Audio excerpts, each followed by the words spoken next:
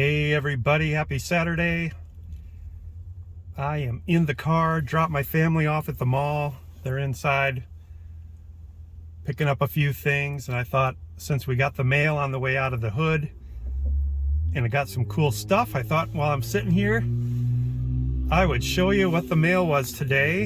And my first hockey cards too will be a part of this. So first up, got a card, took a little bit of a risk on this one. This is an 84, 85, and it's a little shadowy, sorry about that. 84, 85, John Stockton, his rookie card, if you believe the Star or the rookie cards. It's priced like a rookie card, but I saw this on eBay. It's not in the greatest shape, but it was a good price, and I texted with Walkenbach a little bit. He's an expert on 80s Jazz cards and thought it looked good. I think when I get home, what I'll do is this is a highly reprinted counterfeited card, so I'll hold it up to the other Jazz cards from that Star set. Maybe if it doesn't look quite the same, maybe I'll get the loop out and take a look at it. These Star cards are tough.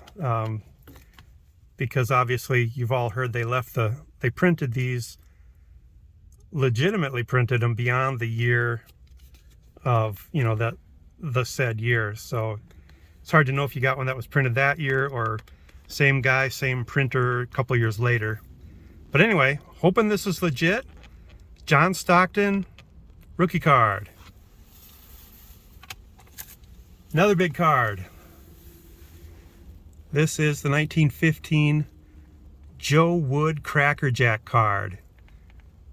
I love it in this condition. I'll take a Cracker Jack card in any condition. I'm not picky. These things are now 108 years old.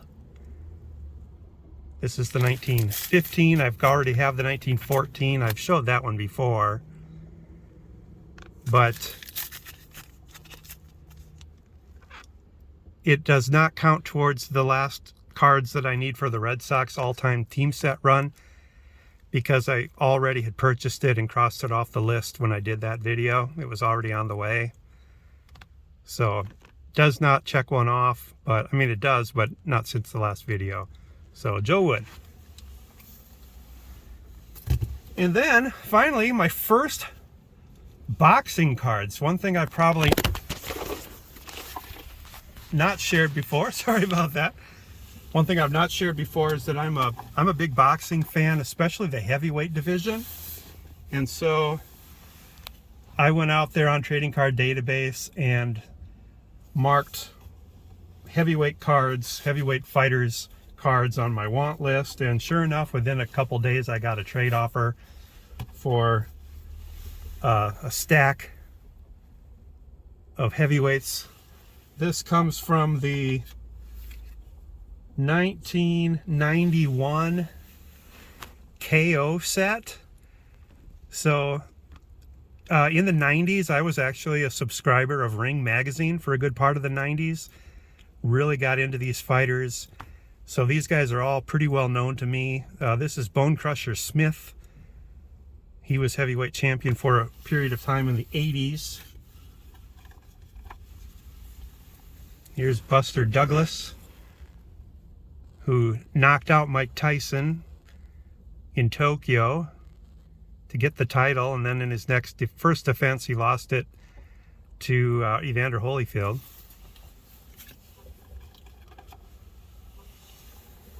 Alex Stewart, don't believe he was ever heavyweight champion, but he did get at least one heavyweight title shot.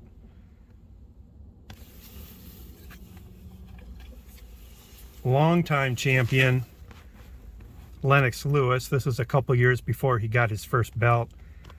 Again, this is a junk wax era set, but this is in the Trading Card Database. This is labeled as his rookie card, but it's only worth like $1, so not a big deal. These KO sets, they list their career record here. He was 15-0 at this time. Burt Cooper, again, never the champ, but I believe he had a title shot at one time. He fought a lot of the big names. Terrell Biggs, probably most famous for that fight he had with Tyson in the 80s, mid-80s. And I believe he was a gold medalist in the Olympics.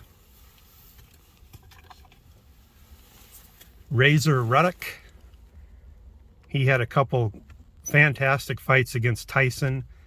After Tyson lost to Buster Douglas, he fought a couple matches against Razor Ruddock here, and Tyson won them both, but they were competitive.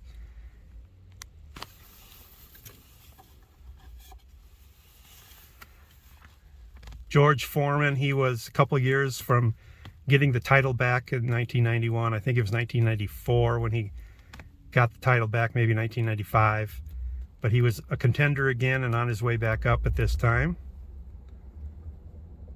Good 41 years old probably at the time of that. Ray Mercer, Merciless Ray Mercer, really a top heavyweight in the early 90s, mid 90s. Just couldn't get the job done in heavyweight title fights though, and took some tough losses to some guys he should have beat. Gonna skip that one. I've never heard of the guy. Here's Lou Savarese, probably most famous for his fight against Mike Tyson when Tyson was later in his career and making a comeback. Greg Page, just a solid fighter. This guy's interesting, Francesco Damiani. If you're familiar with Sammy the Bull Gravano, who was John Gotti's underboss for the Gambino crime family, he, in his testimony to Congress, he talks a little bit about how the mob was involved in boxing. And this Damiani was born in Italy, and the mob owned him, and they were looking to set him up through their connections for a big money title fight, but Ray Mercer knocked him out in the fight that would have been leading up to that big fight, and so their plan was foiled a little bit. That fight is actually listed on the bottom of this card. Ray Mercer knocked him out in the 9th round.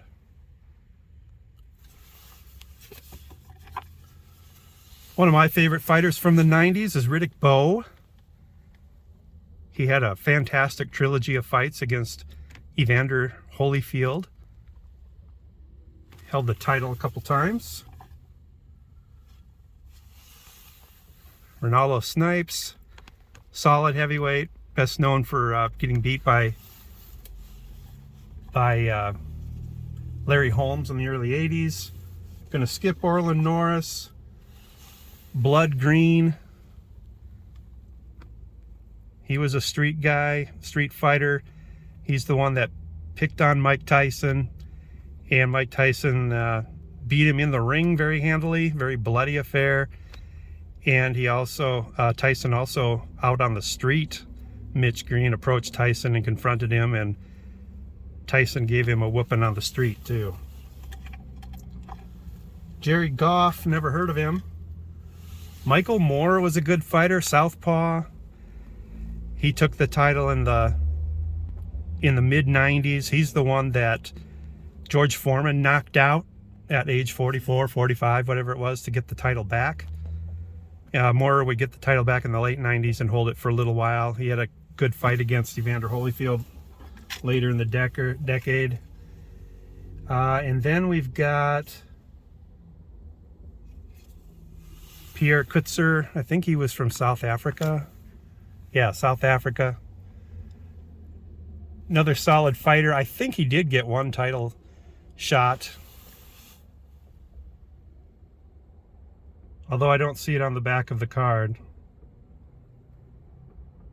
But yeah, so anyway, first batch of boxing cards. There is a company that made boxing cards through the 80s and into the 90s, and then starting in the 90s, there's these miscellaneous brands that that pop up. So there really isn't a consistent brand for all time like Topps is for baseball.